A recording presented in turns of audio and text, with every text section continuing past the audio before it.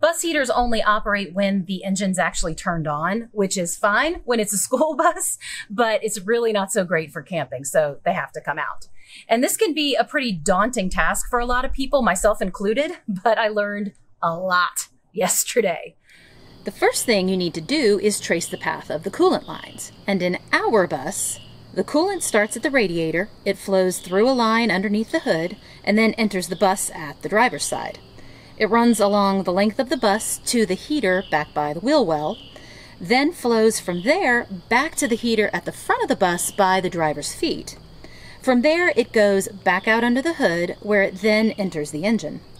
It does its thing through the engine, then ends up back at the radiator, where the whole process starts over. This is called a closed system because the coolant is constantly recirculated and never burns off. It's just one big loop.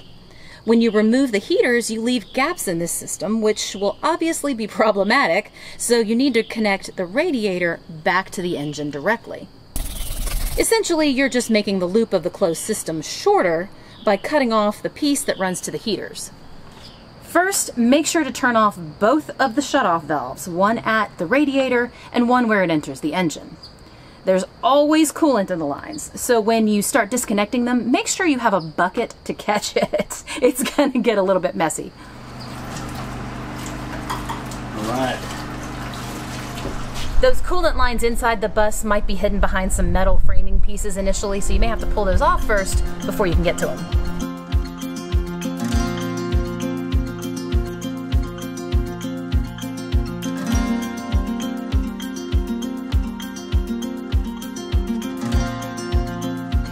We took a piece of the tubing that we had cut off, which looked like it was still in good condition, and used it to connect the radiator directly to the engine using the same clamps that were on there before. We made sure they were nice and tight, opened the valves back up, and turned the engine on to check for leaks. Since some of the coolant had spilled, there was still a little bit of smoke or steam from it burning off as the engine heated up, but no leaks, and no engine lights indicated that we were low on coolant. It seems like the only coolant that we lost was whatever was already circulating to the heaters, but you definitely want to check your coolant level once you're done with this. And then once we had the coolant lines disconnected, it was easy to disconnect the rest of it.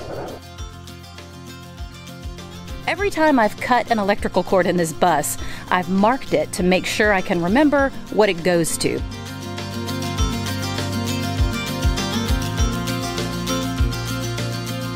Oh, that's all right, go ahead, cut it. Go ahead, cut it. You heard it here. She said I could do it.